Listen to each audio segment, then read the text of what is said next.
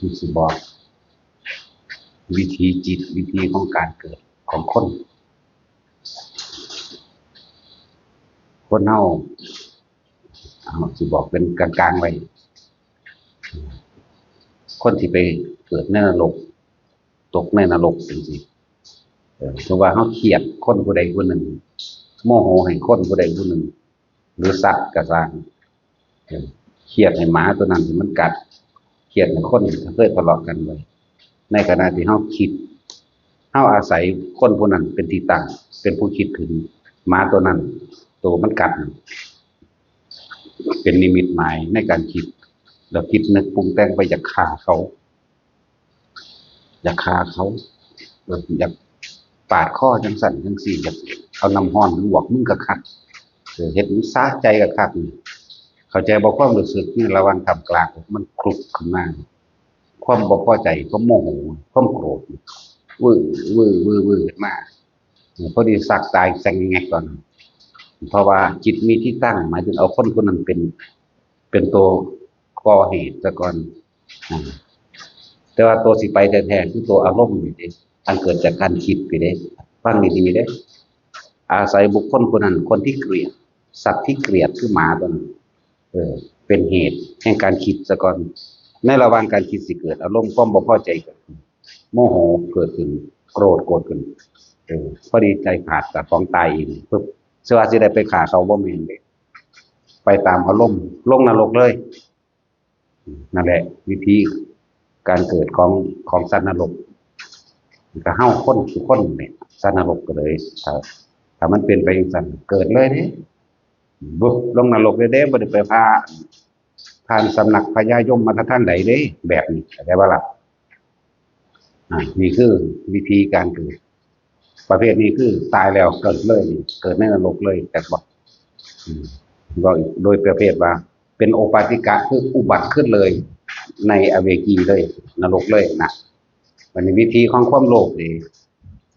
คิดจะได้อันใดอันหนึ่งเลยสมมติว่าจะเป็นหลักเอานั่นยังไงมันจิตเผลอได้จิตกับจ้อแล้วมันจิตปรุงแล้วนี่เด้จิตปรุงว่าถ้าได้อันนี้มากูเสพแบบนี้กูเห็นแบบนี้โอ้ยมันจิเมามันในอารมณ์ในความอยากได้ดิอยากได้แห้งๆเดี๋ยวเวลามันอยากได้นั่นแหละพอดีเขาก็เฝ้าอยู่ของเขาแต่ของที่เป็นรักของเขาเนาะก็อาศัยสิ่งที่อยากได้เป็นเหตุแห่งการคิดเป็นเหตุแห่งจิตมีที่ตั้งความคิดความนึกว่าจะเอาไปเหตุจังสันจังสีนี่ความอยากได้นี่ความรู้สึกเบิ่งเด้อเฮาสิมีความกังวลในความอยากได้มันนะแล้วตายปั๊บเปรตเลยได้น่ะจากบ่นั่นแหละคืออุบัติขึ้นเลยเหมือนกันเป็นโอปาติกะอุบัติขึ้นเลยคนเป็นมันสั่นบริพานพญายมเด้เดรัจฉานเกิดขึ้นเลยเป็นไดเดรัจฉานคนที่หลงในทรัพย์สมบัติของซึ่งว่าเอาเรื่องได้ยศถาบรรดาศักดิ์มาได้ติดยศมาใหม่ๆหนึ่งหรือหลงในลูกหลานเจ้าของเองเอาตัวนี้เอาตัวนี้ดีกว่าเพราะว่ามันเป็นกับทุกคนที่คิดถึงลูกหลานเจ้าของกำลังมันสิคิดนึกปรุงแต่งในความน่ารักของหลานเลยพวกหลานน้อยๆเด้อพวกลูกน้อยๆมันสิคิดถึงหน้าลูกกันปากอ้อมตาใสๆบ้องแบ้ว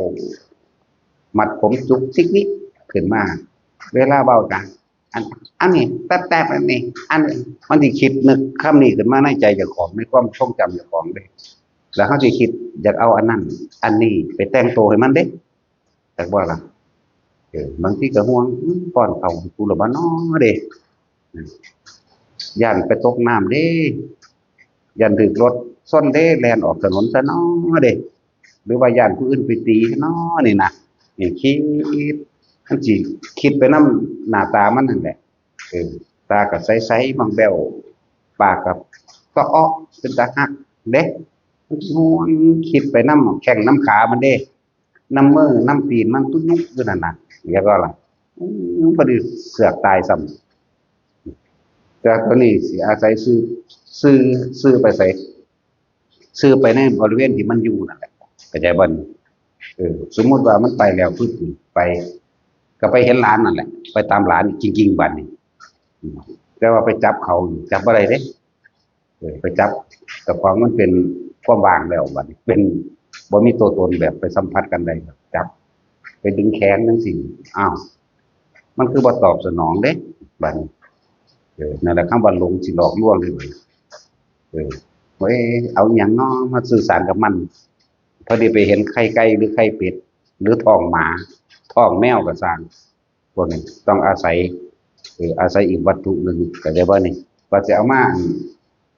สื่อสารเขาเนี่ยอาศัยสมมติว่าไปเป็นไข่ไก่บัดนี้ พวกอันตชะเกิดในไข่สัตว์เดรัจฉานประเภทเกิดในไข่ว่าจะไปได้เอาอันนั้นเนี่ยเข้าไปละจบละมืดปุ๊บนะก็รอกันล่าปักตามอายุของมันตามวิธีของมันเป็นไก่มั่งเป็นเป็ดมั่งคันทัพพระสมบัติเกิดในขั้นแบบหมากับพอดีเลยอาทิตย์หนึ่งรูปร่างมาหัวแขนหัวใจมันกับพอดีเลยแต่สิอาศัยอันดีว่าดีอันคือสิไปไล่หมานี่หรือลึงกับหมาก็แล้วแต่นี่ไม่มาตัวหนึ่งเพราะแต่แค่นึกว่าสิไปยังเกิดไปได้เข้าเราได้หนึ่งเข้าไปในท้องหมาแล้วนี่แหละประเภทเกิดเดรัจฉานแบบเดรัจฉานก็ต้องแบ่งแยกออกไม่ฟังว่าประเภทเกิดในไข่กับลักษณะเดียวกันเพราะถ้าคิดว่าสิเอาผู้อื่นเข้าไปแล้วในไข่นั้นท้องหมาท้องงัวท้องควายอันใดที่เป็นเกิดในคันเพราะถ้าคิดว่าสิไปนี่เข้าแล้วจากบนสิเป็นไข่มดแดงสิเป็นยังก็แล้วแต่ที่พวกนี้จังว่าแยกแยะออกมาให้เบิ่งศาสนานี่คือวิธีการเกิดนี่แหละที่เพิ่นว่าจิตมีที่ตั้งแม่นบ่ได้จิตมีหม้องตั้งซะก่อนการคิดนึกก็เกิดอารมณ์แต่ว่าล่ะการคิดนึกก็เกิดอารมณ์นั่นแหละก็เลยเป็นไปตามภพนั่นเรียกว่ากามภพรูปภพอรูปภพมั่งแต่ส่วนมากบ่ถ้าจะบอกอันฮอดรูปภพหรืออรูปภพบ่ได้ดอกส่วนมากลงทางอบายเนาะนั่นแหละนี่แหละต้องว่าเปรตสัตว์นรกและเดรัจฉานความเป็นคนบัดนี้ยังพอมีเรียกว่าสิ่งที่เป็นกุศลอยู่ได้จังได้เป็นจากมนุษย์สู่มนุษย์ก็อาศัยบุญศีลกินทานตลอดทั้งมีศีลในตัวเองปัจจุบันมีอยู่ตลอดคิดถึงอาศัยความกตัญญูสมมุติว่าคิดถึงพ่อคิดถึงแม่ปู่ย่าตายายแต่ว่ามันตายสั่งตายสั่งไปในบริเวณนั้นในบริเวณที่จิตมันไปแล้วคิดถึงพอดีคือคิดถึงเขาท้องหลานก็มีเขาท้องน้องสาวทั้งสี่ก็มีนะเขาต้องผู้ใดผู้หนึ่งที่อยู่ในบริเวณนั่นแหละก็มีนะแค่คิดซื้อมาเข้าไปเลยเด้อันนี้นี่คือวิธีการเกิดของเขาเป็นคนวิธีการเกิดของเป็นเทวดาก็อาศัยเหมือนกันอย่างเช่นยกตัวอย่างยี่น้อยมันเลี้ยงมั่วสมัยนั้นพระพุทธเจ้าก็ปรินิพพานไปแล้วเขาก็เห็นเจดีย์ไว้ให้ไปเห็นดอกมูสังไปเด็ดเอาดอกมูสังใจมันอยู่ใสมันคิดไปถึงใสถึงเจดีย์ชิงเจดีย์วันแต่ว่าอาศัยดอกไม้นี่เป็นซื้อว่าเจ้าดอกไม้ไปบูชาพระเจดีย์พระพุทธเจ้าบ้านนี้ในระหว่างทางใจมันก็อยู่ปุ่นอารมณ์นี้เป็นอารมณ์หยังกุศลแม่นบ่นี่แหละอารมณ์กุศลไล่งัวไปก้าวไปงูกัดตายในระหว่างนั้นจิตแรกที่มันคิดอย่าไปบูชามันไปแล้วอาศัยจิตที่กุศลคุ้มไปแล้วตายก็ได้ไปเป็นเทวดาในวิธีการเกิดเทวดาอันสั้นนั่นแหละวิธีการเกิดเป็นพรหมแค่ว่ามีความพอใจยินดีพอใจในความสุขแค่ว่าผู้ใดแค่ปีตินี่จ้ะตายในอาการปีติอันใดอันหนึ่งก็ช่างไปเป็นพรหมทั้งนั้นจะว่าอะไรนี่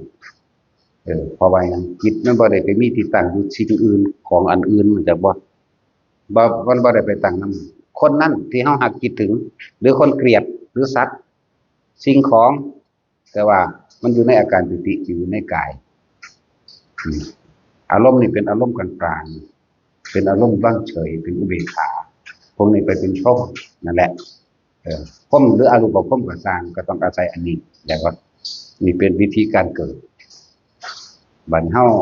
มีข้อสรุปให้ตัวเองว่าจิตเป็นผู้คิดผู้นึกผู้ปรุงผู้แต่งเลยนั่นแหละทุกอย่างจึงสำคัญที่จิตแล้วเพิ่นสัพบาลีว่ามโนปุพังมโนมายามโนธรรมามโนสตาทุกสิ่งทุกอย่างล้วนแล้วเกิดขึ้นจากจิตจากใจของเฮาเองเออเกิดขึ้นจากตัวนี้ใจเป็นใหญ่ใจเป็นประธานนั่นแหละจิตใจกันเดียวกันนั่นแหละอะไรอันเดียวกันเรียกว่าบาดีเวลาเฮาทุกข์กับความคิดเด้เห็นบ่เวลาเฮาสุขกับความคิดเหมือนกันแม่นบ่เกิดอารมณ์บ่พอใจนี่ทุกข์ก็คิดปรุงแต่งสร้างอีนั่นสร้างบักนี้เนาะหรือว่าได้สิ่งของมาบ่เป็นที่ถูกใจเจ้าของนี่อันนี้รู้เดียวนั่นแหละเนาะนั่นแล้วของมันบ่รู้เรื่องเด้แต่เจ้าของไปนึกไปปรุงไปแต่งบ่พอใจเองทั้งสี่แล้วขนาดได้ของมากก็ยังลงนรกได้ด้วยให้มันตายเนาะเออเทวดาก็เหมือนกันถ้าจะไปเกิดเป็นเทวดาบางที่เฮาคิดเหมือนก่อนที่สินอนเนาะก่อนที่สินอนคิดมื้ออื่นเอาหยังไปจังหันเนาะคิดไปบัดเอาขนมไข่จักแพ็คหนึงดอกเว้ยซื้อเอาอันแกงหมูอ้อมไก่จักหน่อยกับข้าวนะตอนที่เฮาคิดไปเฮาสิคิดถึงบ่ถึงวัดพร้อมเด้คิดถึงวัดหรือคิดถึงพระสงฆ์องค์ที่เฮาอยากไปเห็นบ่ล่ะคิดใส่ใจเจ้าของเองเด้อผู้ใดก็ดีมันเป็นจังซั่นบ่คิดใช่ว่าเจ้าของเป็นจังซั่นบ่นั่นแล้วนี่คือเอาความจริงเจ้าของได้นี่เพราะฉะนั้นสิว่าจากประสบการณ์จริงของตนเองบ่ได้ไปคิดถึงผู้อื่นบ่ได้เว้านิทานอันนี้เว้าเรื่องของแต่ละคนเป็นแบบนี้บ่มื้ออื่นจะเอานี่ไปเลยบางคนก็ถวายผ้าอาบน้ำฝนกับเพี้ยนพะนาเนี่ยบางคนก็ฟังธรรมหลวงพ่อมนพอยากไปกราบจักเทื่อก็นะเห็นบ่ล่ะตั้งใจไว้บัดนี้ซื้อเทียนไว้แล้วซื้อผ้าไว้แล้วอันนั้นอันนี้ไว้แล้วเห็นบ่ล่ะนอนหลับในขณะเสือกตายซ้ำไปสวรรค์นี่แหละวิธีการเกิดของความคิดเพราะฉะนั้นมันจะว่าใจเป็นยังไงใจเป็นประธานสุขกับทุกข์กับใจเขาเป็นผู้คิดเอาเองเห็นบ่จังก็เกิดอารมณ์ขึ้นได้เฮ็ดจังใดเฮาสิเฮ็ดบ่ให้มันมีอารมณ์ละบัดนี้นั่นแหละสุขก็คือความพอใจหนึ่งเด้จากบ่ล่ะเป็นความพอใจเด้ทุกข์ก็เป็นความบ่พอใจนี่หนึ่งเด้เนี่ยอารมณ์คนมีอยู่เท่านี้เนี่ยไอ้ความอุเบกขาบัดนี้เฮ็ดจังไดมันสิเป็นว่างๆเฉยๆเพื่อสิล้ำลึกเข้าไปสู่เห็นความคิดได้แล้วก็ว่างเฉยจากความคิดใดนี้อันโตสิได้น้อมเข้ามาหาลมหายใจแต่ของมันเป็นนี่อารมณ์ตรงนั้นอารมณ์ก็มีด้วยกัน3แบบอยู่แล้วสุขเวทนาเกิดจากการคิดที่พอใจทุกขเวทนาเกิดจากความคิดที่ไม่พอใจคิดทั้งนั้นเลยเห็นบ่นี่อุเบกขาเวทนาเกิดจากการยังไม่คิดแต่ว่าจับอันสิ่งใดสิ่งหนึ่งที่ไม่มีรูปร่างไม่มีตัวตนคือลมหายใจนี่เองมันจังสิว่างได้เด้แม่นบ่ล่ะถ้าลองเฮาคิดถึงคนเบิ่งดูมีความคิดไปอีกแบบนึงโลดมีความคิดไปในทางที่พอใจมั่งบ่พอใจมั่ง2อย่างขนาดกับบุคคลที่รักแท้ๆมันยังมี2อารมณ์นำกันเนาะบุคคลที่หักคือลูกคือของคือหลานคือของนั่นแหละหวังดีกับมันหักมันได้นั่นน่ะเนาะมันบ่เฮ็ดนำเดี๋ยวว่าอยู่ผู้เดียวแน่ไปนรกเด้ตอนนั่นเดี๋ยวไปจังซั่นนั่นแหละเมื่อมันเฮาเข้าใจเคล็ดลับว่าความเกิดก็อาศัยการคิดเกิดไปนรกก็อาศัยการคิดถึงสิ่งที่ไม่พอใจเปรตก็อาศัยการคิดถึงความโลภคือความอยากได้พอใจแต่อยากได้เข้าใจว่าพอใจอยู่แต่เป็นพอใจในลักษณะอยากได้ในทางที่ผิดบ่ผิดก็สร้างแต่ก็เกิดอารมณ์แบบเฮ็ดจังได๋กูสิได้น้อ ถ้าได้แล้วกูจะเพศทั้งสั้นกูจะเพศทั้งสี่นั่นแหละเปรตเลยเรียกว่าอะไรหลงคิดอวดอ้างสมบัติเจ้าของอวดอ้างลูกเจ้าของหลานเจ้าของอวดอ้างมันกระทั่งเกศเลี้ยนเนาะสาอนุบาลมันก็มาอ่านเพราะท่านใหญ่ๆสำเร็จเป็นยังอ่านโอ้ยคู่ย่องมันด้วยโอ้ยมันเป็นตาหักตัวเต้นเก่งเด้มันออกเป็นหัวหน้าโมคนใดมันร้องเพลงสั่นสี่เด้คู่ย่องมันนั่นหลงก็จะว่ามันมีคือทั้งปลื้มใจเหลือเกินปลื้มเป็นทั้งโลกเลยจากวันนี้หลงได้นั่นน่ะพอหนึ่งก็เอามาอ่านพอสองก็เอามาอ่านโอ้ยจะมาถึงไงสักไหนตายก่อนก็บ่รู้นะนั่นแหละจิตหลงเป็นสั่น เมื่อห้าหูเจ็ดลับว่าเมื่อมีความเกิดเพราะจิตก็ต้องมีความไม่เกิดเพราะดับจิตเห็นปะล่ะนั่นสี่ตัวที่นี่เป็นหนังเขาก็บ่เลือกเอาโลกก็ในมือหูเจ็ดลับของว่าใจเป็นใหญ่ใจเป็นประธานทุกสิ่งอย่างร่วมอยู่ในจิตตัวเดียวความคิดตัวเดียวเราเอาง่ายๆบาดนี้ให้เข้าใจความคิดโลดทุกอย่างร่วมอยู่ที่ความคิดเฮานี่เฮ็ดจังได๋เฮาสิบ่คิดเฮาสิหยุดคิดได้ดับคิดได้นั่นแหละแต่ฮู้เคล็ดลับมันแล้วเริ่มต้นแรกในการฝึกหัดตัวเองก็บังคับแน่เลยเว้ยเห็นเพิ่นเว้าเรื่องปล่อยว่างก็สิปล่อยว่างเอาเองมันบ่แม่นมันดันเด้มันบ่แห้งอยู่เด้นั่นแหละฮู้เคล็ดลับแล้วว่าเกิดเพราะจิตบ่เกิดก็เพราะจิตคือความคิดสุขกับความคิดถ้ามันคิดไปในทางพอใจมันก็สุขเกิดคือเก่าทุกข์กับความคิดเพราะว่ามันบ่พอใจเหตุจังใดมันสิอยู่ระหว่างกลางใดเป็นอุเบกขาอะไรเนี่ยแล้วแล้วนี่ฮู้ขนาดนี้บ่ซั่นสิว่าเลือกได้บ่แม่นเลือกเอาเดี๋ยวนี้ตามกิเลสตัณหาความเข้าใจของคนโลกเด้ของคนบ่จักที่จักแดนเด้เฮาเลือกในศาสนาเฮาจะไปเป็นหยังก็เลือกเอาก็เฮ็ดเอาเด้อบัดนี้เลือกแล้วบ่คิดเอาได้ต้องเฮ็ดเอาแต่ก่อนบ่ซั่นเพิ่นสิมีความเลือกสมัยหนึ่งพระอานนท์นี่จิตมันเป็นกุศลเนี่ยบอกเกิดเป็นน้องพระพุทธเจ้าปทุมมุตระชื่อว่าสุมาณะถวายท่านอยู่ถึง7 มื้อพระพุทธเจ้าตั้งเอตตะคะว่าท่านผู้นี้สุมาณะภิกขุในองค์นี้ชื่อสุมาณะคือกันภิกษุอุปถากชื่อสุมาณะว่าเป็นผู้เลิศในท่านอุปถากเป็นผู้มีความจำดีนั่นเพิ่นย่องไปว่าเพิ่นย่องเล่นเป็นผู้มีสติไว้เป็นผู้อารักขาเป็นผู้มีความอ่อนน้อมถ่อมตนว่าล่ะเป็นผู้รู้การเวลาอันนี้ควรอันนี้บ่ควรเป็นผู้เลิศถึง5 อย่างเห็นบ่ล่ะนั่นก็แล้วแถมซะว่าเป็นญาติเชื้อสายแห่งเราตถาคตน่ะอยากเป็นมั่งเห็นบ่ก็ปรารถนาเอาจังซั่นน่ะแต่ว่าต้องกระทำได้บัดนี่ถ้าว่ามันคิดเอาเดี๋ยวนี้เป็นเดี๋ยวนี้ก็นั่นแหละจังว่าคนเฮามันก็เลือกเกิดเป็นหยังก็เลือกเกิดไปได้แต่ไม่อยากเป็นสัตว์นรกบ่ยากเลยบ่ได้เลือกยากเลยด่าแมงสะซ้ายไปหมดเนาะคือไปหาเว้าพื้นอันเรื่องอันพระพิษจังซั่นแม่ชีแม่ออกพิษจังซั่นจังซี่นั่นแล้วภาวนาดีๆจะไปเป็นผีในนรกเนาะพอเล็กก็ไม่น้อยแล้วหมูขึ้นลืมด่าไปทำไมก่อนหาม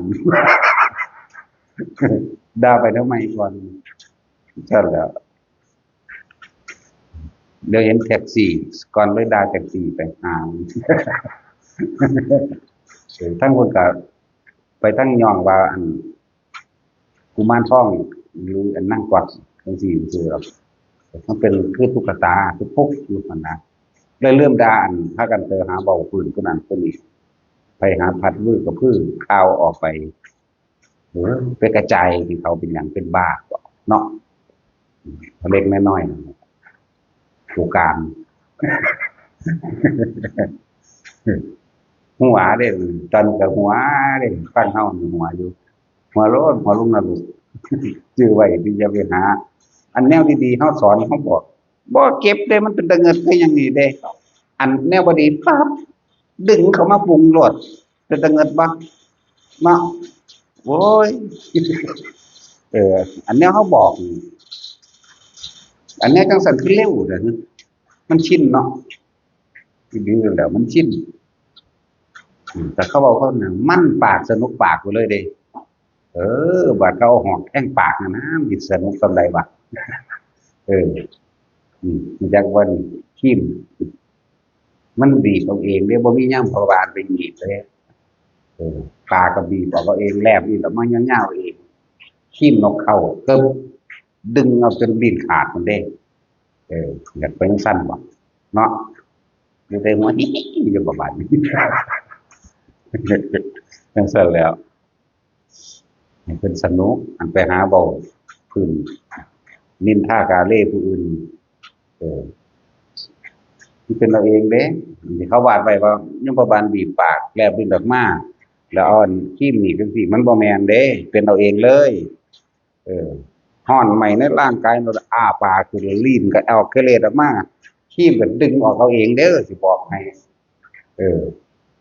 เห็นมาพอแห้งก็ได้เลยจังเบานี่ลักษณะนั้นเพราะเราเข้าปากหาดาตะคดบ่จังสิจังแดงก็อ้าปากเอาเองเด้บางพวกก็จับเอาขันตักน้ำต้มเล็กแดงๆเทใส่ปากเจ้าของเด้มันบ่อยากเทเลยมันบ่ได้อยากได้อันตัวใจมันแต่ว่ากรรมมันบีบให้เฮ็ดแล้วก็ฮ้อนไปจริงๆไหม้ลวกลงไปธรรมดาบ่พอกินเหล้ามันและมันชินเนาะกับแนวบ่ดีเคยคิดสังเกตตัวเองบ่แนวมันดีๆแนวที่มันสั่งสมสิ่งที่มันเป็นกุศลมันสิสบายใจมันสงบมันลมเย็นในตัวเองอยู่แล้วมันมีความสุขไปในทางที่พอใจในเรื่องที่เป็นกุศลเลย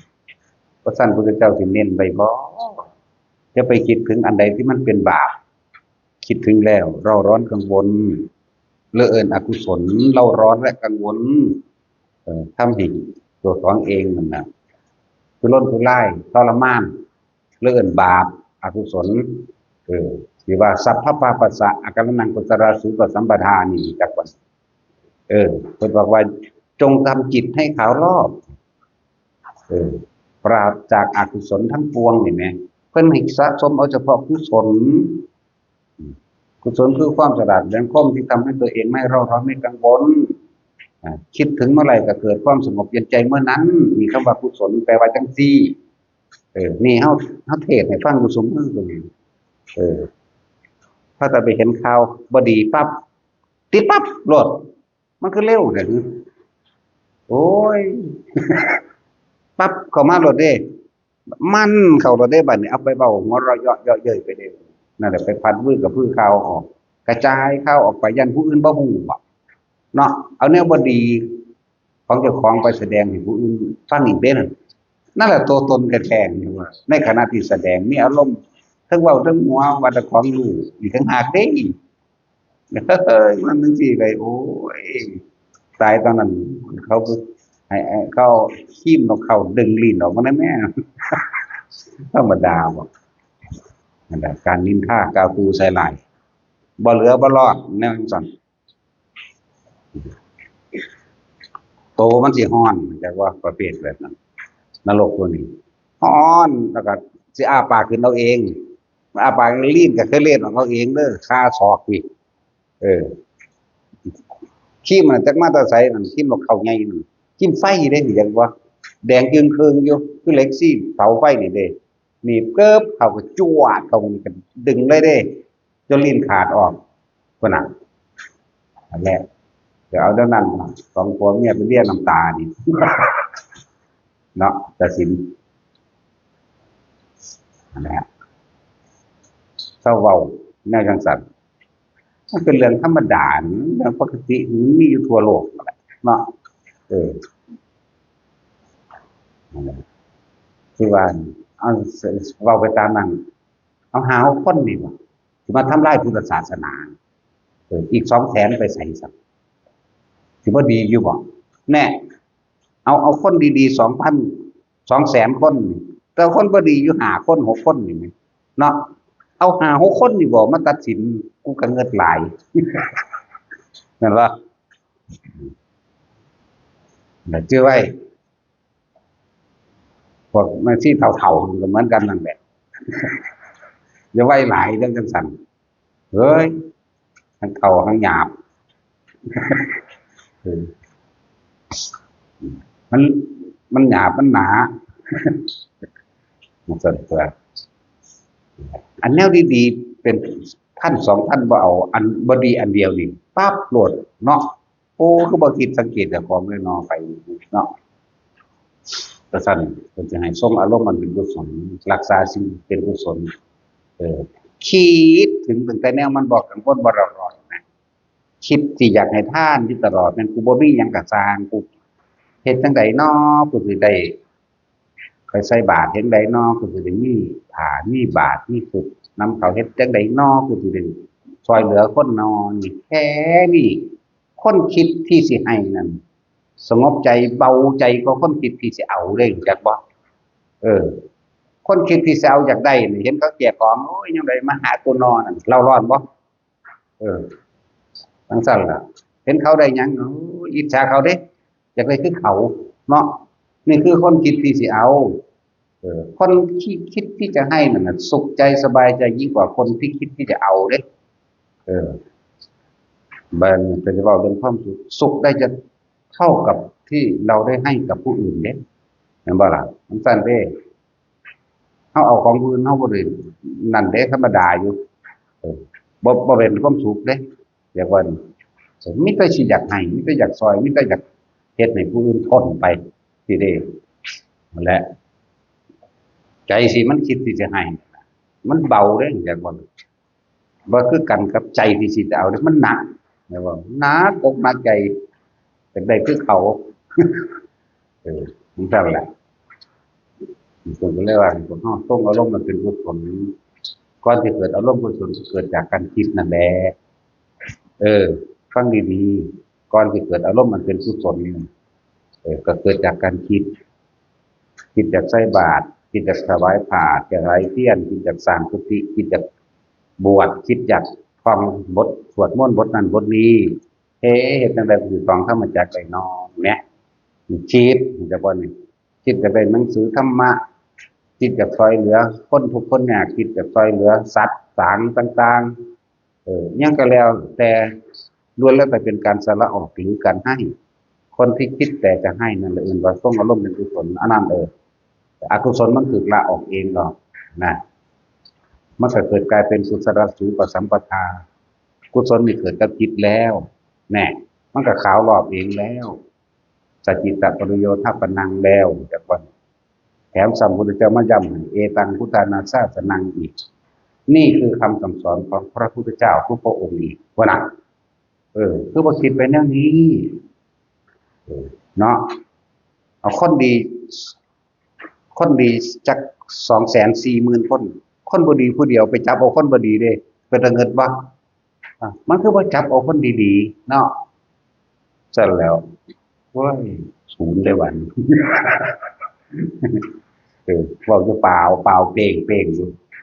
บ่ได้ไปเอาเรื่องคนผู้นั้นซื้อไว้จังซั่นซื้อไว้อีนี่มันนินทาเด้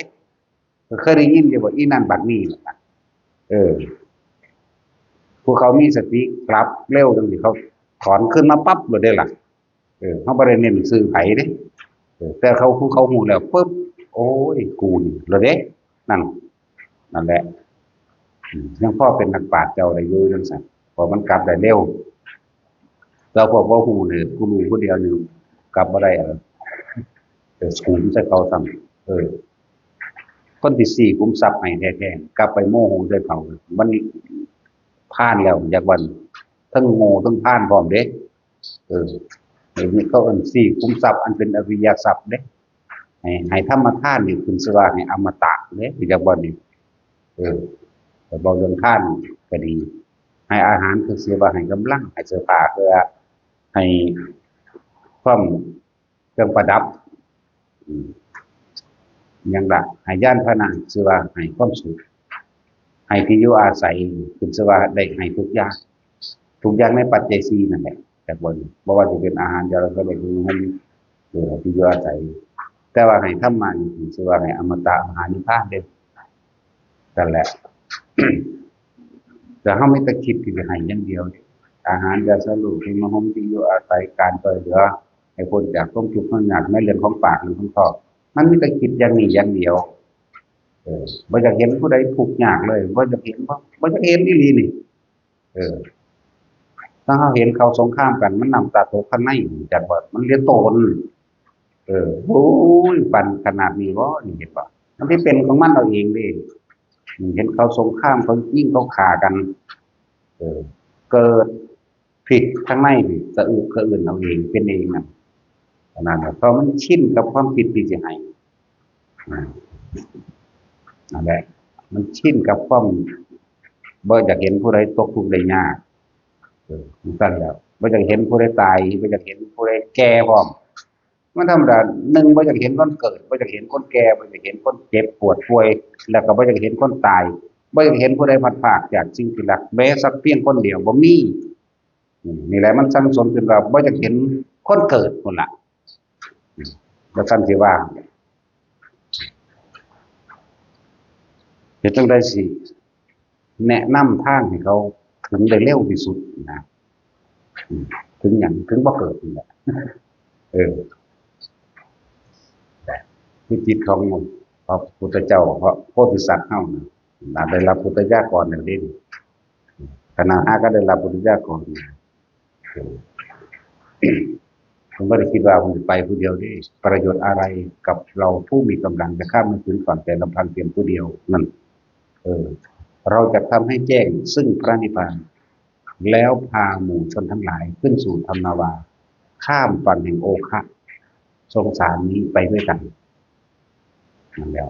จังซี่แหละคนที่คิดแบบนี้ได้ว่าล่ะคือหยังเพิ่นบ่อยากเห็นคนเกิดมันเศร้ามันสุขมันสิมาสร้างอันนั้นนี่หลายอย่างเพิ่นบ่อยากเห็นคนเกิดมันเป็นทุกข์ก็เพิ่นก็บ่อยากเห็นแต่บัดนี้มาได้มันเกิดมาแล้วก็บ่อยากเห็นคนแก่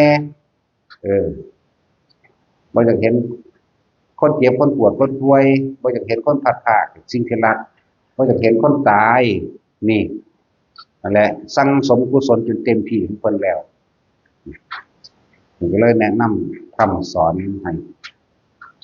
วิธีของการเกิดของสัตว์เป็นแบบนี้วิธีการเกิดของหมูสัตว์ถ้าทั้งหลายไปเกิดในนรกคิดแบบนี้เปรตคิดแบบนี้เดรัจฉานคิดแบบนี้คนคิดแบบนี้เทวดาคิดแบบนี้พรหมเป็นแบบนี้คิดแบบนี้เข้าใจบ่ล่ะนั่นแล้วผมเลยว่าเพิ่นเปลี่ยนคำว่ารัก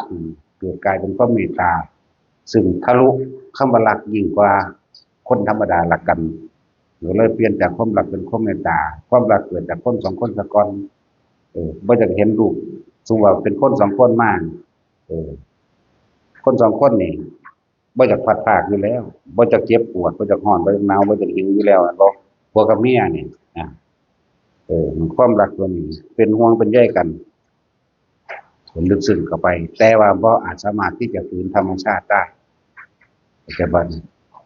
บ่อาจสามารถไม่แปลเป็นอย่างอื่นถ้าได้เกิดขึ้นมาแล้วต้องแก่ต้องเจ็บต้องปวดป่วยและต้องตายเห็นบ่บ่เป็นแนวอื่นนี่คำว่าภัยธรรมชาติแท้ๆธรรมะแปลว่าความจริงชาติแปลว่าเกิดสัตว์ทั้งหลายที่เกิดขึ้นมาแล้วไม่อาจจะหนีพ้นความจริงจากสิ่งนี้ไปได้เลยเกิดแก่เจ็บตายนี่เรียกว่าภัยธรรมชาติสัตว์ทั้งหลายที่เกิดแล้วไม่เป็นอย่างอื่นล้วนแล้วแต่ไหลลงสู่ความแก่ความเจ็บและความตายเท่านั้นไม่เป็นอย่างอื่นนั่นแหละคนจึงบ่อยากให้บุคคลอันเป็นที่รักแก่เจ็บตายเมื่อเกิดแล้วคนจึงหาวิธีพวกเฮาทุกคนนั่นแหละเพิ่นฮักพวกเฮานั่นแหละคนจึงหาวิธีเมื่อเกิดก็คือจิตเมื่อไม่เกิดก็คือจิตบ่ทันฉะนั้นจิตคิดจิตเกิดจิตไม่คิดจิตไม่เกิดได้บัดทั้งนั้นแหละเป็นเพียรพยายามสะสมหลายอะไรอย่างเพื่อจะให้พวกเฮาเดินตามจากวันนี้สัมพันธ์ที่เขาเพิ่นเข้าพูนแต่สมัย นางสุธิดาจักว่าเป็นนาง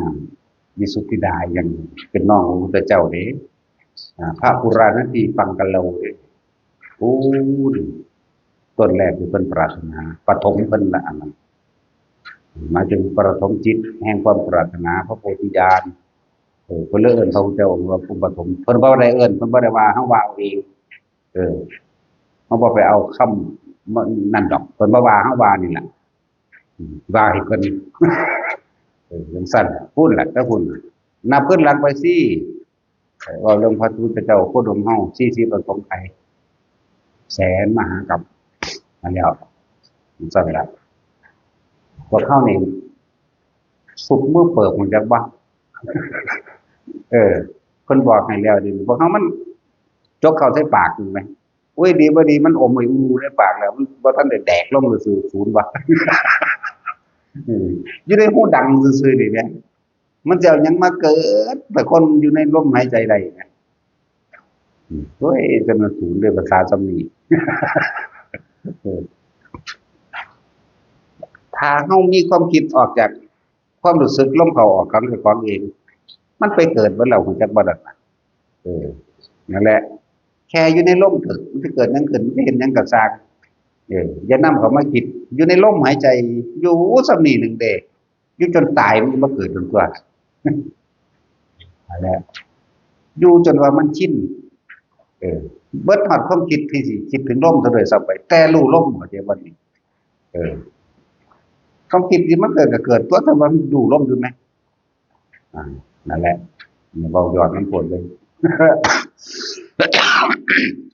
เว้าพื้นฐานเว้าพื้นฐานอย่าลืมสติปัฏฐานสติแปลว่านึกถึงปัฏฐานแปลว่าตั้งมั่นหรือฐานที่ตั้งแห่งการกระทำทั้งหลายที่แรกก็ต้องอาศัยจิตเจตนาในการนึกถึงซะก่อนถึงอย่างกายเวทนาจิตเวทนากายจิตก็คือคิดถึงลมหายใจอันอยู่ในกายเฮาเองลมหายใจคือกายในกายอันนึงอยู่แล้วตามธรรมดาเราสิพูดโดยความวิจิตรพิสดารของกายมันประกอบด้วยบ่แม่นว่าอาการ32นี่อาการ42มันจักว่าล่ะ32แล้วเพิ่นไล่เอาแค่ธาตุดินกับธาตุน้ำนั่นเด้เข้าใจบ่ธาตุไฟมีอยู่บ่กันคนมาบ่ทันตายนี่ธาตุไฟมี4แม่นบ่ธาตุลมมี6มันเป็น42บ่ละบาดก็จังซั่นว่าก็นั่นก็เลยว่าธาตุลมนี่เฮาจับเอาลมอยู่หม้องเดียวจากลมหายใจเข้านี่และลมหายใจออกก็เป็น2ลมพัดจากบนหัวนี่ลงสู่พื้นล่างเข้าใจว่านี่จากพื้นล่างขึ้นบนหัวก็เป็น4บ่ลมพัดรอบระหว่างกายบนกับรอบกายนั่นบนและล่างก็เป็น6มันบ่ก็นั่นแล้วจังซั่นแหละบัดนี้เฮาก็เลยว่าลมหายใจนี่แหละคือกายในกายอันหนึ่งที่ว่าตั้งฐานที่ตั้งแห่งความคิดเอาไว้มันคิดถึงลมหายใจเขาจะหนีจากแค่3ฐานนี้กายเวทนาจิตเวทนากายมีแค่ความรู้สึกอยู่กับลมเข้าลมออกนี่จิตเวทนากายเวทนาจิตเป็นอันเดียวกันได้เลยบัดส่วนคำว่าธรรมคือสิ่งทั้งหลายทั้งปวงสิ่งทั้งหลายทั้งปวงนั่นแหละถ้าเฮาเข้าใจมีความเกิดขึ้นเป็นธรรมดามีความแตกดับเป็นธรรมดาอันไม่ควรเข้าไปยึดมั่นถือมั่นอย่าดึงเข้ามาคิดให้มันเป็นไปดังใจแต่ของจากให้มันเป็นจะว่าล่ะเว้าสั่นคักแล้วย่นย่อคักแล้วความคิดถ้ามันอยู่ในลมหายใจความรู้สึกมันก็อยู่นำกันว่ารู้สึกหยังรู้สึกเย็นๆในลมนั่นแหละรู้สึกว่าลมเข้าลมออกก็นี่นึงเด้ดีบ่ดีว่าเป็นเข้าบ่เป็นออกเป็นม้วนๆอยู่ในหั่นแหละแล้วแต่อาการของไปของมันแล้วแต่สิสื่อสารออกมาภาษาธรรมแท้นั่นน่ะเป็นภาษาความจริงแต่มันสิสื่อสารเป็นภาษายากคือหยังนี่เด้นั่นแหละเป็นว่าตั้งในกายเวทนาจิตธรรมความคิดเป็นคู่หมู่บ่คิดถึงลมเข้าและลมออกแล้วก็จะเห็นความรู้สึกแม่กายเวทนาจิตเวทนากาย ส่วนธรรมทั้งหลายในสภาวะอิหยังเกิดกับทางอันดับนี่แหมความคิดเกิดเป็นหยังความคิดดับมันบ่คิดแซ่อยู่อันเดียวได้ล่ะคิดถึงเฮือนอย่างเดียวแซ่ไว้หั่นคิดได้อยู่บ่แม่นธรรมชาติของมันบ่ซั่นคิดถึงคนผู้เดียวเบิดแซ่จังซั่นจนเท่าตายแซ่ได้บ่ล่ะก็บ่แม่นธรรมชาติของมันธรรมชาติของจิตเป็นผู้คิดผู้นึกผู้ปรุงผู้แต่งผู้แสวงหานี่มันชินกับสิ่งเหล่านี้ว่าทุกคนตั้งมั่นเอาเฉพาะในลมโลดยังก็ดีคิดถึงแต่ลมหายใจเข้าออกนี่ล่ะบ่ต้องเฮ็ดหยังบ่ได้ละหยังอีกบ่ได้ละเลยกิเลสจักโตบ่ได้ละนั่นเป็นคำเว้าเพิ่นเป็นวิธีการแนะแนวทางซื่อแต่คนเข้าใจในลมหายใจได้อย่างเดียวสิฮู้ดอกว่าการละเป็นจังไดละคือว่านำเข้ามาคิดแม้นเห็นความคิดที่คิดไปแต่ว่าก็บ่ไปร่วมการคิดความคิดที่มันเกิดเข้าใจบ่นี่อารมณ์บ่มีเกิดบ่ได้จบล่ะนี่ถึงบอกทุกคนว่าเกิดหยังขึ้นก็สร้างพวกเจ้าอยู่กับลมหายใจมันได้คำว่าเกิดหยังขึ้นก็สร้างตาสิเห็นผีย่างมาบักใหญ่ก็สร้าง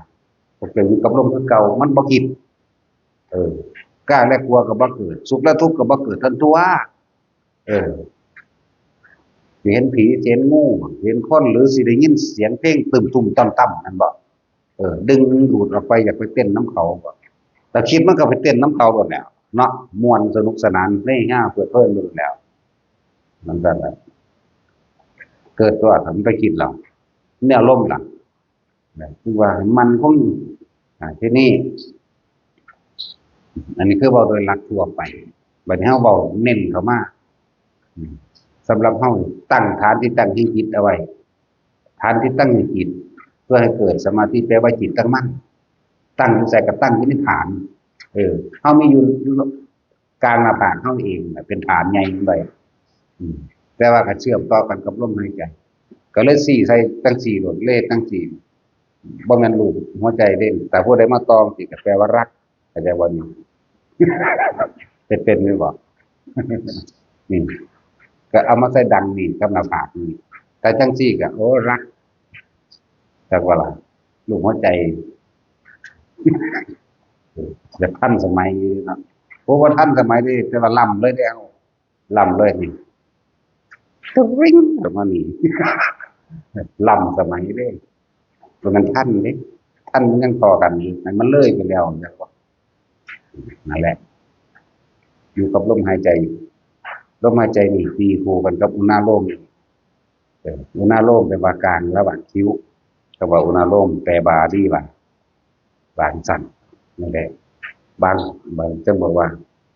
ให้มาฝึกเอาให้มันเป็นซะก่อนให้มันได้ความรู้สึกนิ่มๆมองอยู่กลางหน้าผากนี่เป็นซะก่อนก็เรียกว่าธรรมดาเริ่มต้นแรกก็บังคับแน่ก็ต้องบังคับก็ต้องใส่จิตเจตนาแน่มีการคิดอยู่แต่ว่าคิดถึงลมดีกว่าสติก็แปลว่าคิดถึงนั่นแหละแต่ว่าหลังไปคิดถึงลมเนี่ยบังคับมันซะก่อนบังคับจนว่ามันอยู่กับลมได้นั่นล่ะสำหรับหลักสูตรของเฮาก็ว่าแต่ว่ารูปแบบของเฮาก็ว่าเนาะในรูปแบบอันนี้เฮาสร้างกรรมฐานอันนึงลมหายใจเข้าออกกับจักขุเนื้อลมได้แล้วที่นี่ก็บังคับความคิดอย่าให้คิดไปทางใหม่ซะก่อนอยู่กับลมซะก่อนแล้วก็อุณาโลมคือวิธีทำให้เกิดขึ้นเหลือบตาดูปลายจมูกแล้วก็ก้มลงจักหน่อยเพื่อบ่สิข้อก็บ่ปวดตาก็บ่เอียงบ่เขวบ่เกร็งตาก็บ่เกร็งให้ก้มลงจักหน่อยพอดีเป็นที่สบายข้อและสบายตาบ่แม่นเฮ็ดจังซี่แสดงฮอดทางให้เบิ่งกันบ่เป็นบ่นี่นะบ่แม่นเฮ็ดจังซี่ก้มลงจังซี่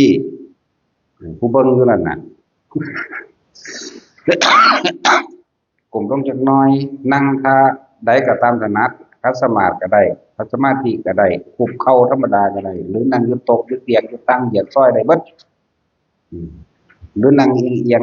ค่ำหมอนข้างก็แล้วแต่เหลือบตาลงไปจักหน้อยก้มลงไปจักหน้อยแล้วก็เหลือบตาลงไปโฟกัสใส่ปลายดังของเองปลายดังข้างบนเบิ้นปลายดังข้างหน้าเด้มันบ่เห็นเด้หูดังจักว่าล่ะบางคนว่าบ่เห็นหูดังโอ้ยแต่กูสิว่ามันโง่หรือเป็นบรมโคตรโง่ก็บ่จักคือบ่เห็นเอากระจกมาแย่งเอาถึงจะเห็นก้มลงไปเหลือบตาลงไป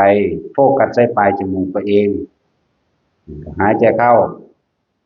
สั่นยาวที่แรกเหมือนกันบอกว่าท่านได้เลยว่าท่านเป็นปกติก็ต้องอาศัยหายใจยาวก่อนก็ได้เพื่อให้มันเกิดความรู้สึกยังรู้สึกลมเย็นๆอยู่ในโพรงจมูกแล้วก็บ่ให้ตามลมหายใจเข้าไปในคอบ่ให้ตามลมเข้าไปในคออย่าไปคิดว่าลมไปคอแล้วลมไปดินปีแล้วลมไปท้องแล้วคอหรืออยู่บ่เอาตัวนั้นนี่คือหลักสูตรเท่ากับว่าเอาแค่ดีหายใจเข้าหายใจออกนั่นแหละสั่นยาวๆก็แล้วแต่เราที่มีความรู้สึกอันหนึ่งนิ่มๆนวลๆอยู่ระหว่างการคิ้วบางคนก็หน้าผากเลยแต่โดยส่วนมากหลายๆคนว่าอยู่ระหว่างกลางคิ้วบางคนก็ว่าเป็นต้นบางคนก็ว่าเป็นตึงๆบางคนก็ว่าเป็นบ้อนๆบางคนก็ว่าเป็นเย็นๆบางคนก็ตุบๆนึบๆนั่นเป็นภาษาที่เสื่อว่าจากความรู้สึกแล้วแต่ใครสิเสื่อมากเหตุเป็นว่ามันเกิดขึ้นได้แล้วแต่มันเกิดขึ้นได้แล้วต้องคอยเงยหน้าขึ้นบ่ได้เหลือบตาเบิ่งดอกเงยหน้าขึ้นจับ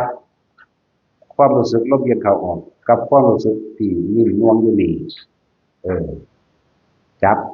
ต้องมาจับคิดกะรู้นั่นแหละรู้อยู่ในลมเข้ารู้ในลมออกเป็นจังซี่นั่ง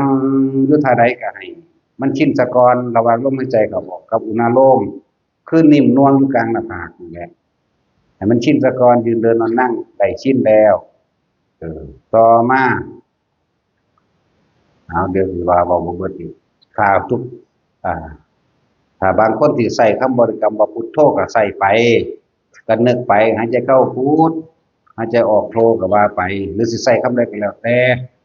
หายใจเข้านะมะก็ว่าหายใจออกทะทะก็ว่าแล้วแต่เด้อหายใจเข้าสัมมาหายใจออกอรหังก็ได้ทั้งนั้นหายใจเข้าตายหายใจออกตายก็ว่าแล้วแต่สิว่าเด้อเป็นการควบคุมความคิดว่ามันไปคิดอย่างอื่นอันนี้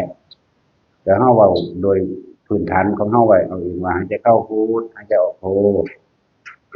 นั่นแหละไอ้คุณสั่นจนกว่านิ่มนวลจะเกิดขึ้นระหว่างการคิ้วหรือการหน้าผากมันบ่แห้งดอกมันเป็นเบาๆนิ่มๆลักษณะนั้นยืนเดินนั่งนอนชินแล้ววันนี้เวลามันเป็นแบบนั้นแล้วบางที่เฮาบ่คิดหยังแต่ว่าเฮาอาจสิงงว่าอยู่ซื่อๆก็คือขึ้นนึบๆกูคือบ่ได้จับลมกูคือบ่ได้ภาวนาเนาะเด้ถ้าคนเป็นจังซั่นแล้วก็อยู่กับความรู้สึกนั้นได้เลยความรู้สึกง่วงๆนี่ถ้าความรู้สึกนิ่มนวลตัวนี้หายจึงกลับมาลมใหม่มาเริ่มต้นใหม่เริ่มต้นด้วยการก้มลงเบิ่งปลายอยู่ของหายใจเข้าออกถ้ามันเกิดขึ้นแล้วก็ปล่อยแต่ว่าให้ลมหายใจกับอุณาโลมก็อย่าหนีจากฐานที่ตั้งแห่งจิตก็เลยว่าลมหายใจกับแม่นอันนี้กับอุณาโลมกับแม่นเรียกว่าฐานที่ตั้งแห่งจิตถ้าบ่มีฐานที่ตั้งแห่งจิตจิตจะตั้งมั่นไม่ได้เพราะเราไม่มีฐานเท่านี้ออกจากฐานหนีคือคิดอย่าเพิ่งไปคิดเอายอดมันเถอะใครก็ดีอย่าเพิ่งเป็นผู้พิเศษหูทิพตาทิพอย่าเพิ่งเป็นผู้พิเศษไปทำนายไทยทักรู้ว่าราคิดความคิดคนนั้นคนนี้บอกไปอย่าเพิ่งเป็นผู้พิเศษรู้อดีตศาสตร์ของตนเองบ้างของผู้อื่นบ้างหรืออนาคตศาสตร์อยู่ซื่อๆโลดเอาแค่นี้เอาแค่ลมเข้าและลมออกกับอุณาโลมเกิดขึ้นได้แม้นว่าไม่มีลม หรือไม่ได้คิดถึงลมหรือไม่มีคำบริกรรมมันย่างไปน่วงน่วงกันเลยนี่นิ่มๆน่วงๆกันเลยแต่อยู่กับความรู้สึกนั่นนั่นแหละเอาอยู่จังสั่นเป็นว่ามันเกิดความเคยชินหรอกบางที่แบบความรู้สึกอยู่หน้าผากขึ้นไปบนหัวเหมือนกับเอามือเศร้าหัวนี่เริ่มหน้าอยู่บางที่หน้าแต่ตึงกระชามันนี่เป็นปิติซ้อนแต่ว่าหลักมันเอาตัวนี้อันความรู้สึกท่านกายหลักความรู้สึกแห่งกายเอาละการมาผ่าแม้นสิผลลุกมือขึ้นกระสร้างเอาตัวนี้บางทีมันก็แห้งกว่ามันถ่วมเลยแต่นี่ก็ว่าต้องสงสัยแค่อยู่กับความรู้สึกนี้เออ นั่นแหละแต่ว่าสมาธินี่คือมื่นตาลืมตาจากบ้านลืมตาเฮ็ดรับตามันก็เป็นมื่นตามันก็เป็นจนมันชินแล้วรับตาก็เป็นมื่นตาก็เป็นยางไปก็เป็นขับรถก็เป็นหนึ่งลงอยู่กลางหัวแม้ว่าบางครั้งเขาไม่ได้จับร่มจับอย่างไม่ได้คิดยังหมุนขึ้นบนหัวบ้างไปข้างๆกระงอนก็มีตามขมับนี่ก็มี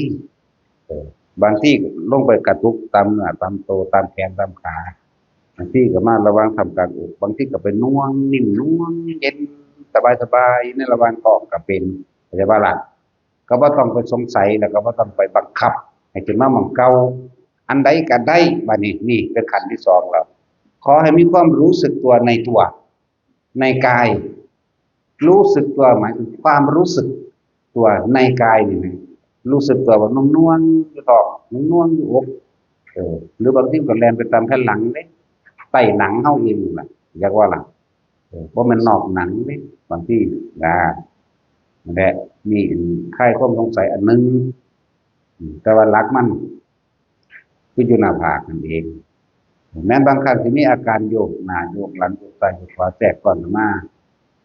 บ่อย่าไปหาเหตุผลอันโยกหน้าโยกหลังเหยียดซ้ายเหยียดขวาแค่รู้สึกตัวก็เอาแล้วอย่าว่าล่ะความคิดจะออกไปหาเหตุผลเดี๋ยวไปใส่ความคิดเห็นอันนั้นอันนี้และ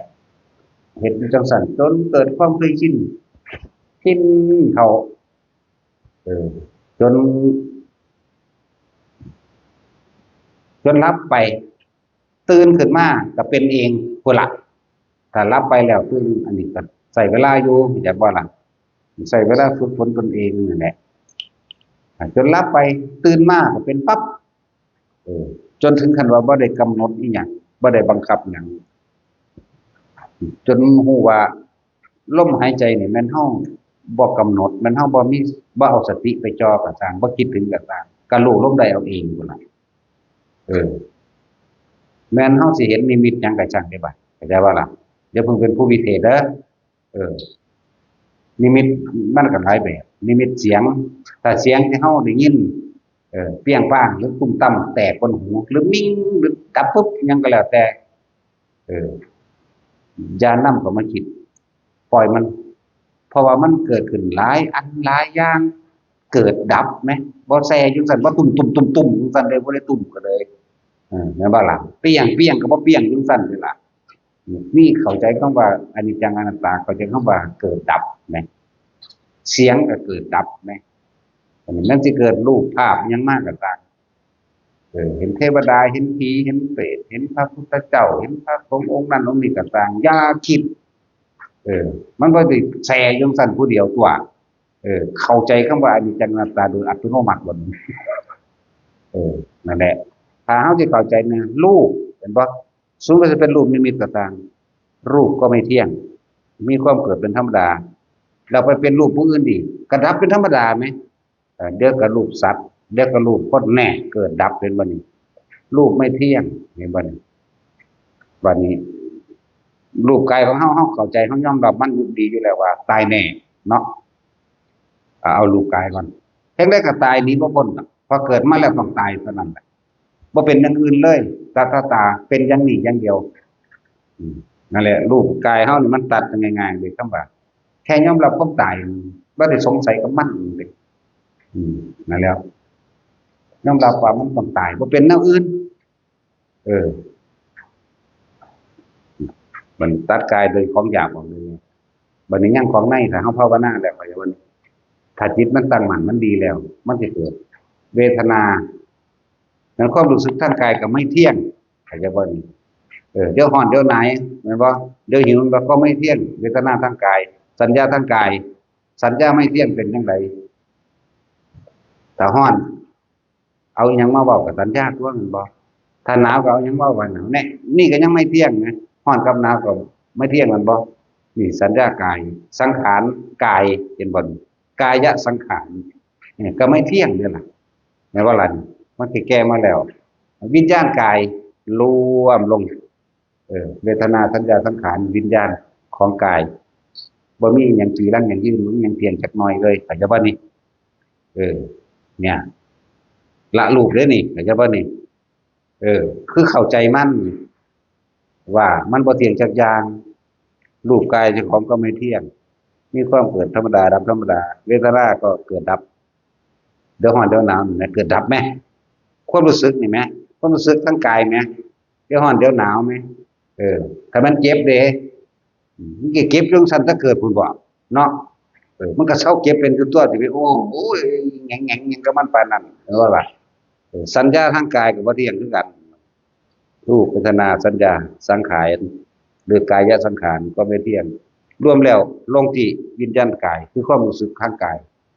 มีความเกิดมีความดับเป็นธรรมดาบ่เที่ยงเป็นบ่นี่มันยอมรับของมันแล้วนี่เอาทางนอกเด้อนี่พูดถึงทางนอกขนาดอยู่ในกายเจ้าของเอิ้นนอกเด้อนี่อันนี้เอาในมันตัวใจรวมวิญญาณใจบัดนี้เอาวิญญาณกายเข้าใจแล้วบ่รูปเวทนาสัญญาสังขารวิญญาณกายนี่หมวดแห่งขันธ์นี่บัดนี้รูปขันธ์เวทนาขันธ์สัญญาขันธ์สังขารขันธ์วิญญาณขันธ์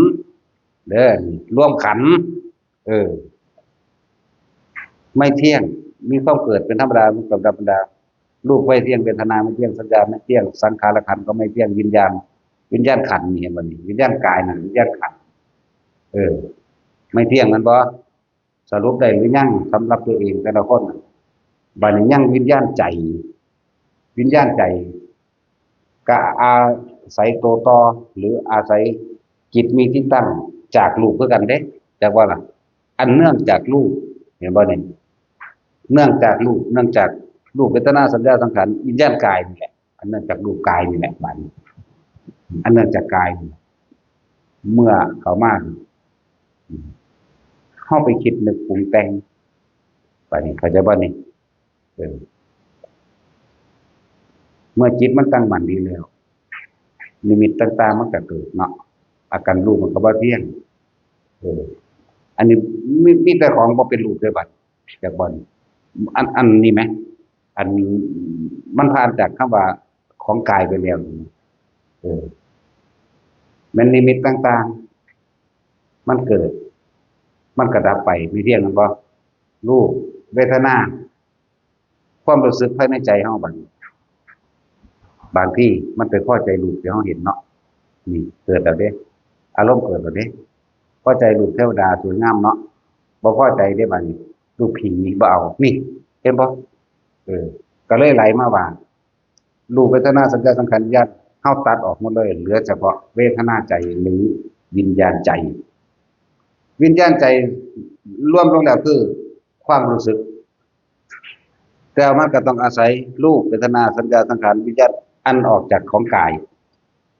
อันออกจากวิญญาณกายนี่แหละเรียกว่าเลยว่ามันเนื่องจากรูปมาอันนอกนั้นมีแต่ความเป็นความคิดความนึกความปรุงความแต่งอยากได้แบบนั้นเด้อยากได้ความรู้สึกแบบนั้นเด้นี่ความคิดปรุงแต่งบ่นั่นแหละมันย่นย่อลงมาหน่อยๆเลยก็ว่าใจคือความรู้สึกเองวิธีเฮาปฏิบัติมาตั้งแต่ก็เพื่อที่จะเห็นความรู้สึกหรือบัดนี้มันเห็นความรู้สึกมันจับได้แล้วมันไม่พอใจกับไม่พอใจเนาะแต่อุเบกขาเวทนามาจากลมหายใจกับอันนี้แต่เป็นความรู้สึกอยู่แต่ว่าคำตัวนี้สำคัญเด้มันสิลากลึกเข้าไปเห็นสังขารุปเบกขาญาณมันสิปรุงเป็นรูปใดมากก็สร้างเรียกว่าสังขารทั้งหลาย แปลงร่างเป็นผีเป็นเปรตเป็นคนเป็นน่ารักน่าเกลียดกระจังแต่ว่าเฮาบ่เข้าไปคิดนึกปรุงแต่งกับสิ่งที่มันแปลงร่างในรูปเห็นบ่นี่เวทนาเกิดได้วะเกิดบ่ได้เพราะเนื่องจากรูปทั้งหมดนั่นล่ะความรู้สึกใจของเฮานี่บ่เกิดพบก็บ่เกิดพบดับฉะนั้นทุกคนมั่นคงหรือตั้งมั่น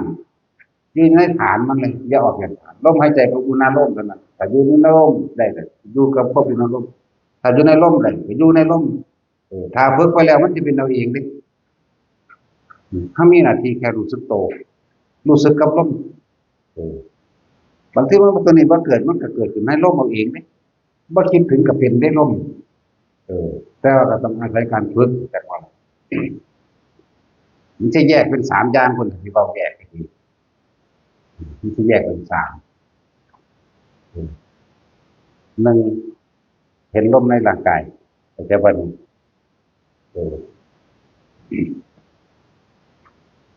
2เห็นความคิดอันที่3คือผู้รู้ต่างหากเลยถ้าเป็นโตจังไดคือกันแต่ว่ามันก็รู้ลมเอาเองรู้ความคิดแต่บ่ไปคิดตามมันอารมณ์เกิดบ่ได้พบดับดังนั้นเฮาจึงว่าบ่ได้มีหน้าที่ไปละกิเลสบ่ได้มีหน้าที่ตัดบ่ได้มีหน้าที่ดับเฮามีหน้าที่รู้ลมหายใจจับตั้งมั่นในลมหายใจนี่แต่เลยสืบเนื่องจากลมหายใจก็มีปีติต่อเข้าใจบ่ล่ะคือเอาตัวนี้สำหรับพื้นฐานหลักสูตรเฮาและถ้ามันตัวนี้ขึ้น1ง่วงกลางหน้าผากขึ้นก็อยู่กับ1ง่วงไปเลยถ้าบางทีมันรู้ลมเอาเองเลยก็รู้ลมไปเลยบ่ต้องไปเปลี่ยนแปลงอิหยังเฮามีหน้าที่รู้มันอยู่ตัวรู้มันอยู่ต่างหากครับแต่ว่ามันอยู่ไสก็บ่รู้คือกันนั่นแหละทำให้บ่อยครั้งนั้นก็ชินได้ไปเห็นเองนั่นแหละญาณที่รู้นั่นแหละบ่อยมากชินญาณเอาลมเป็นหลักอยู่แล้วเข้าใจบ่นี่ลมน่ะมาเป็นหลักฝึกเริ่มต้นก็อาศัยลมนั่นแหละบังคับซะก่อนนี่แหละจะเอาทำเพิ่นเลยคิดเอามาเฮ็ดบ่มีทางเด้ออย่าคิดเอาเด้ไปก็เลยเกิดหยังขึ้นก็สร้างกูรู้อยู่ในลมนี่แหละจักบ่ล่ะหรือแม้กระทั่งเกิดหยังขึ้นก็ช่างกูรู้อยู่ในอุณโลมเท่านี้เฮ็ดไปจนตายบ่มาเกิดแล้วกันนะบ่ตั้งสิว่าบ้าวิธีที่หามาให้มันคืออมเข้าไว้เพียงแต่ว่าถ้าได้แดกลงคออยู่ๆเนาะเลยว่าเฮาเอาเปรียบพระพุทธเจ้าเลยเนาะสุกมือเปิบด้วยคนเพิ่นละถางปลาเพื่อแห้งเพื่อสิเฮ็ดนาได้เนาะเพื่อสิปั้นคันดินเป็นคันนาได้เพื่อสิปรับให้มันเสมอภาคพื้นได้เพื่อสิหาพันธุ์ข้าวมาให้ได้ต้องรอหน้าฝนดีเนาะคือว่าสิใส่ปุ๋ยใส่ปุ๋ยคือว่าสิไปเก็บไปเกี่ยวไปตีไปนอดคือว่าสิเป็นเมล็ดมาได้คือว่าเป็นหนึ่งมาได้เนาะอายทวนยังบ่จับงัดก็แตกแดกเข้าปากนี่โอ้ดีคือสูงซักนี้มันก็เฮ็ดบ่ได้เนาะจำลมหายใจก็คือหน้าลมเนาะนั่นแล้วผลพลอยได้มันหลายคือหยังนี่เด้อผลพลอยได้จากการทรงชาติหรือเรื่องชาติหรือลมหายใจหรืออุณหภูมิเพราะว่าโรคไข้ไข้เจ็บจากป่วยหนักก็เป็นป่วยเบาจากป่วยเบาก็กลายเป็นหายหรือหายไปเลยนักก็หายคนป่วยนักๆหายมันเป็นจังได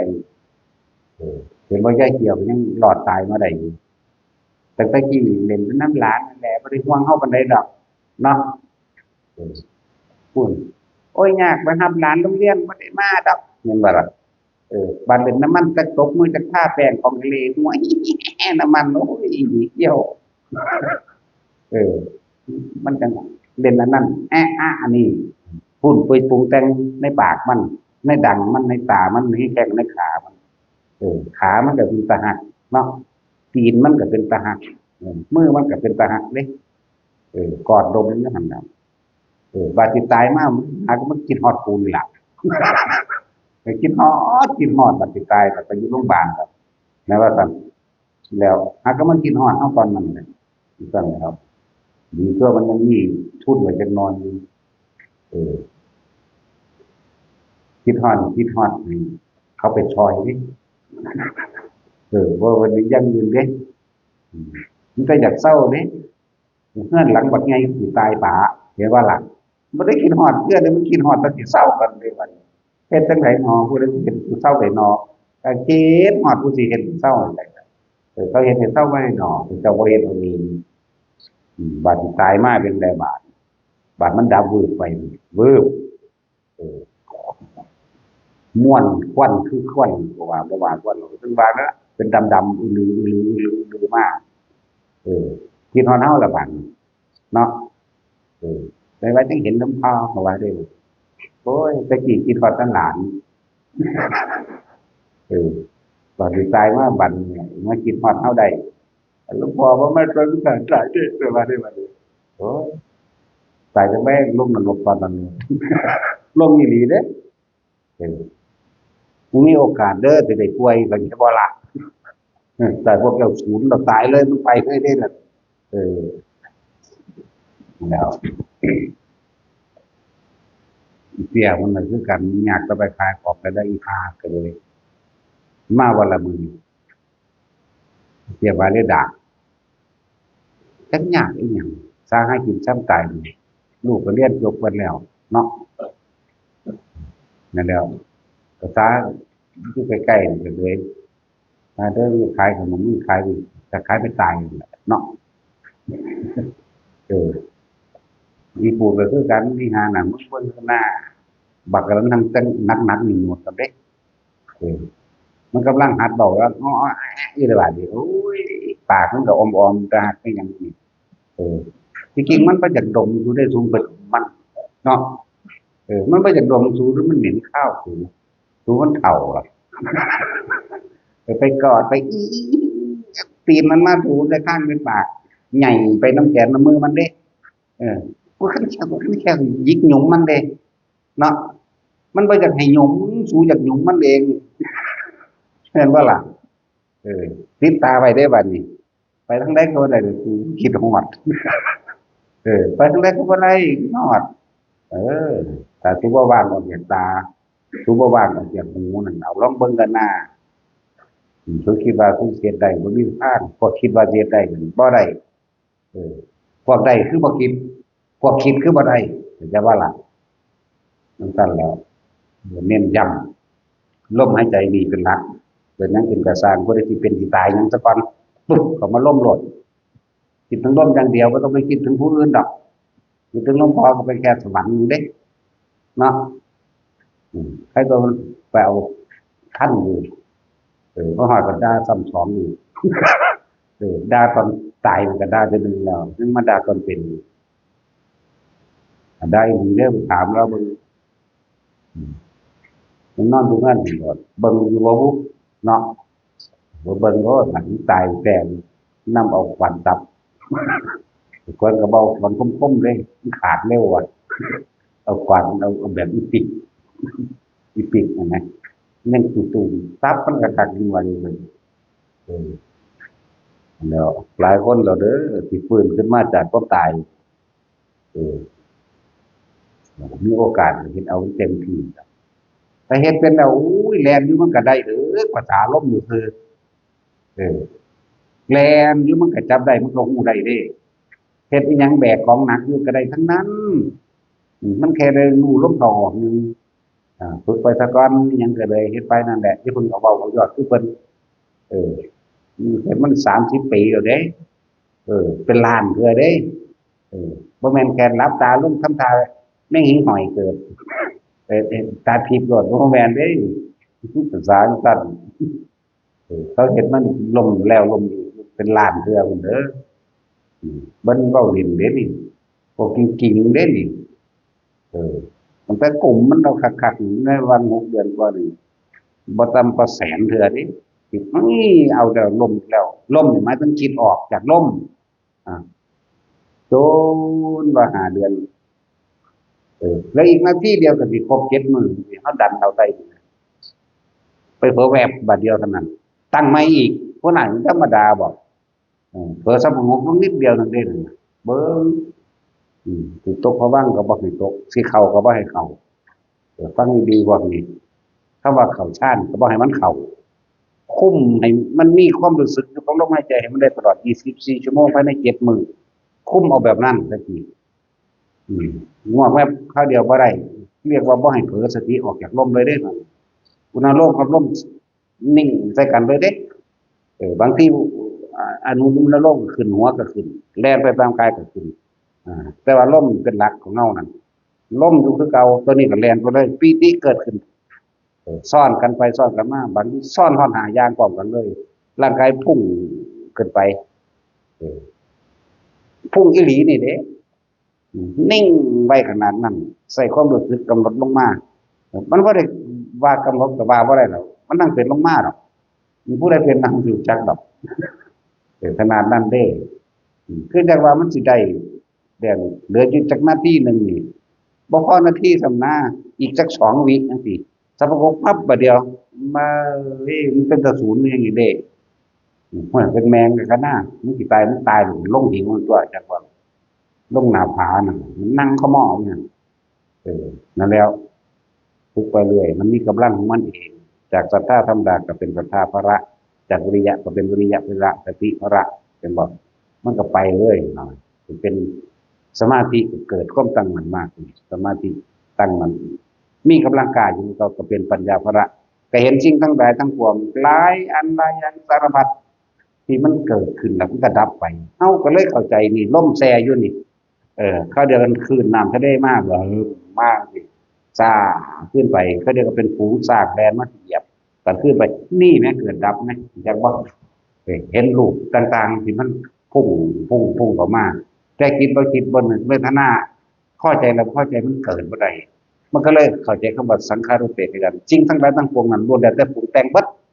จากวันอันพวกนั้นปรุงแต่งขึ้นมาเบิดพวกสร้างแดนเข้ามาพวกเขาเอาปืนมายิงมันนั่นแหละมายิงเขาตุ่มๆตามๆมันเศร้ายิงแบบก็ยิงตะนูเดี๋ยวกับแสดงเรื่องราวต่างๆเป็นบ้านเป็นเมืองลบล่ากาฟันนึงกันนึงสิเดี๋ยวมันก็แสดงเป็นภาพอันใหม่เป็นนางฟ้าสวยงามโหดีงามเลยบ้านทางเดินมา15 16มา18มา20หมายถึงอายุมันเอาเบิดเด้บางคนก็มักคน25 ปีบางคนก็มัก30 ปีมันเพิ่มขึ้นทีละ5อายุจนถึง40 ปีถึง50 ปีเด้มาแก่ผ่าให้เบิ่งบัดนี้มาเบิดเลยไปแต่อายุ16 ปีจนฮอด50 ปีมาแก่ให้เบิ่งได้บัดนี้ถ้าบ่คิดบ่นึกแล้วมันก็สบายด้วยนะเนี่ยแต่สินเห็นนิ่งๆมันกระโดดไปคือกันได้ธรรมดาแล้วมีแต่อีกคักๆแอล20สะโพก35ธรรมดาเลยมีแต่อีสีชมพูนั่นแหละลองเบิ่งไงวะแน่มันก็เห็นแค่สิ่งทั้งหลายทั้งปวงที่บอกมาทั้งเบิดที่ว่ามา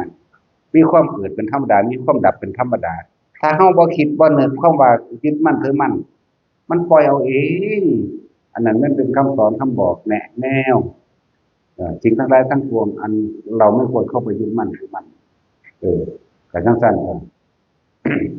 คือจังเวลาเพิ่นไปสักอนิจจาดึงผ่าบางสกุลอนิจจวัฏสังขาราอุปทวายธรรมโนอุปจิตตวานิรุตติเตตังอุปตุโมสุเนี่ยมันก็เห็นสิ่งทั้งหลายทั้งปวงมีความเกิดขึ้นเป็นธรรมดามีความแตกดับเป็นธรรมดานี่ความเข้าไปสงบระงับดับสังขารนั่นแหละเป็นความสุขอย่างยิ่งเรียกว่าสงบอย่างยิ่งคือบ่คิดนะความเข้าไปสงบมันแปลภาษาเกี่ยวกับจังซั่นไอ้ความจริงมันคือชื่ออยู่เด้จักว่าไอ้ความมันเต็มนี่แหมเป็นสร้างแลนเข้ามาใส่เป็นเสือแลนเข้ามาใส่เป็นจระเข้เป็นแม่นเป็นคลื่นเป็นทะเลสาดก็มากคือคลื่นบักใหญ่นี่ทับเฮาตายอยู่เด้เป็นปืนกับปืนเก่าๆโบราณน่ะยิงพุ่งเข้ามาเสียงก็มีควันก็มีเกือบทุกอย่างกลิ่นก็มีกินมือปืนไหมมีเบิดเด้เป็นยิ่งธนูมาเป็นสัตว์หอกสัตว์ดาบสารพัดมันก็เบิ่งสั่นเลยรู้โดยไม่ต้องคิดอาจจะว่านี้ น้องท่านแล้วมีเท่านี้มันไม่ได้ไปคิดอยังอื่นดอกแต่ทุกคนลมหายใจกับอุณาโลมนี่ล่ะหรือความรู้สึกปิตินี่มันอยู่ไหลไปใช้กระทางของมันก็ให้รู้สึกโตอยู่ได้โตบ่ต้องบรรลุหยังบ่ต้องเป็นหยังก็เฮ็ดอยู่แค่นี้จึงเน้นย้ำว่าตลอดอยู่ไผสิเกิดนั่นขึ้นกระทางเจ้าสิแล่นรถชนกันตูมจับลมหายใจทันทีโลดโอ้บ่วิดแบบว่าดิสูดลมหายใจเข้าลึกๆโลดผู้ฝึกอยู่แล้วมันหมุนติ้วไปเองมันดอกมันเนาะแต่ว่าท่าน